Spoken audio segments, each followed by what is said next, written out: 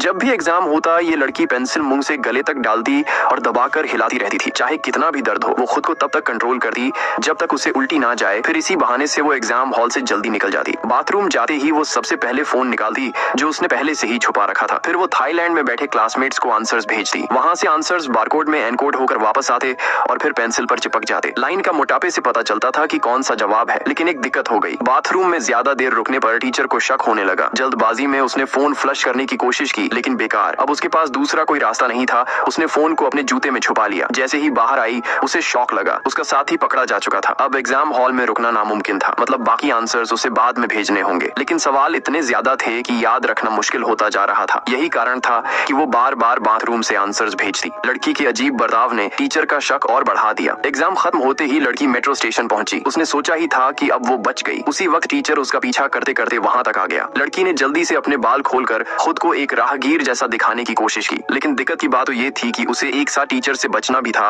और आंसर्स याद करके थाईलैंड भेजना भी। उस चक्कर में उसकी ट्रेन छूट गई। टीचर बस पकड़ने ही वाला था। अब उसके पास ऑप्शन सिर्फ आगे बढ़ते रहने का था। थाईलैंड में एग्जाम स्टार्ट होने ही वाला था। अगर आंसर्स ना पहुंचे तो एजेंसी को सारे अमीर बच्चों के पैसे लौटाने पड़ जाते। इसीलिए चाहे कुछ भी उसे आंसर्स भेजने ही थे, उसने खुद को शांत किया। आखिरी सवाल का जवाब याद करके भेज दिया, लेकिन अब आगे का रास्ता बंद हो चुका था। टीचर भी उसका पीछा करते हुए वहां तक पहुंच गया। उसी वक्त लड़की ने वेंडिंग मशीन से एक ड्रिंक खरीदी और एक ही घूंट में पूरी पी गई। जैसे ही टीचर ने उसे पकड़ा, उसने पेट खराब होने का बहाना करते हुए ड्रिंक उगल दी। इसी मौके पर लड़की ने चुपके से फोन एक बैकपैक में डाल दिया।